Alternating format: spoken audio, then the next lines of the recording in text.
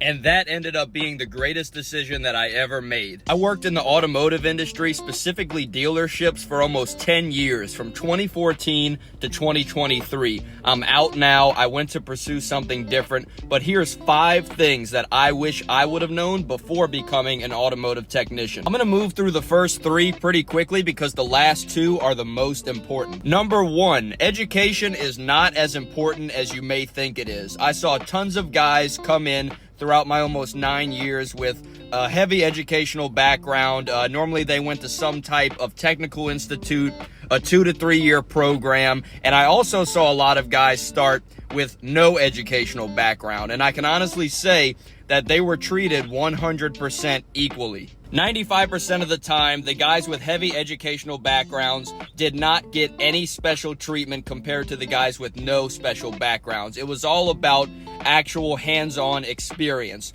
Normally, both of those 2 individuals would start in the express department or the quick service department, whatever you want to call it, and they would have to move up through the same process. And how quickly they move up does not have anything to do with their educational background. It depends on how well and how hard they work and how they're perceived by the other people in the shop. So my advice would be to save the time, save the money, not worry about getting any type of educational background before getting started in the automotive industry.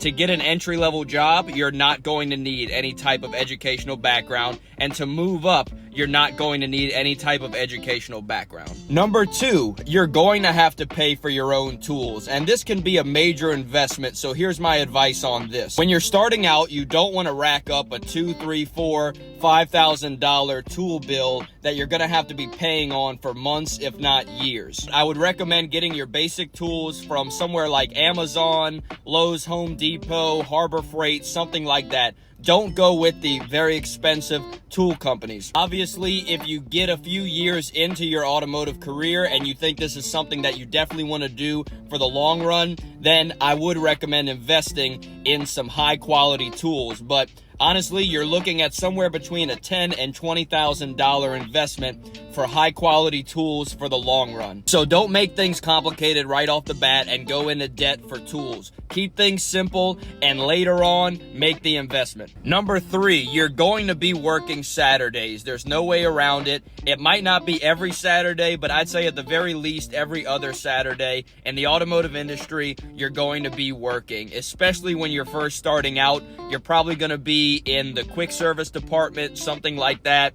And you're probably going to be working every Saturday, but it's definitely something to keep in mind. So unless you're in some type of special situation like being at an independent shop, you're going to be working Saturdays in the automotive industry. Number 4, and very important, you're going to be paid on a commission-based pay system. If you don't already know what this means, I'll try and sum it up as simply and quickly as I possibly can. Every different job that you do as an automotive technician is going to have a specific amount of time attached to it. So here's a simple example. Let's say at your dealership, they pay 0.5 or 0.5 of an hour to do an oil change. So you do an oil change, you're going to get paid half an hour or 0.5 of an hour's pay.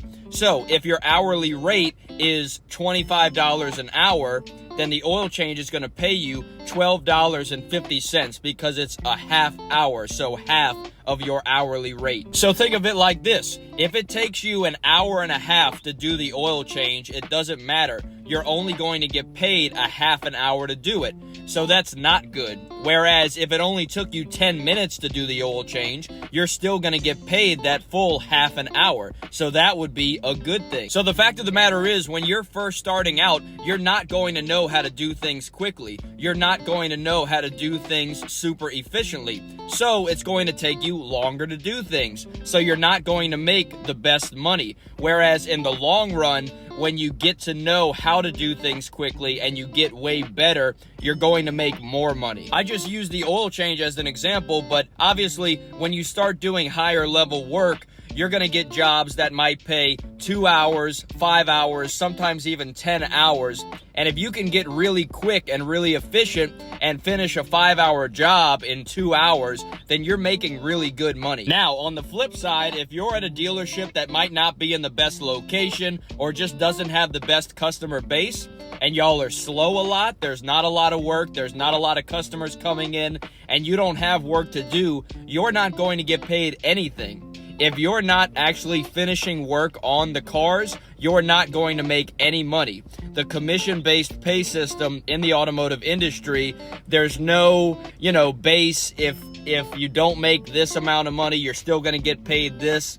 90% of the time, if you don't make hours by finishing work on cars, you're not going to get paid anything. Now, from my experience, it was very rare to have no work, have nothing to do for long periods of time, if ever. So I wouldn't really worry about that, but being on a commission-based pay system is definitely something to keep in mind. If you're the type of person that likes to know exactly what you're going to get paid week after week, no matter what happens, then the automotive industry might not be the profession for you. And in most situations, you're not going to start off on a commission-based pay system. Most dealerships will start you off hourly. I started off hourly, and at first, I was afraid to go on a commission-based pay system, but normally after at least 6 months to a year, they're going to really push you to go from hourly to a commission-based pay system. And it is a little scary at first, but it was the best decision that I ever made to go ahead and make the jump, because that's how you make real money in the automotive industry. So before we get to number 5, please like this video and subscribe for more content like this.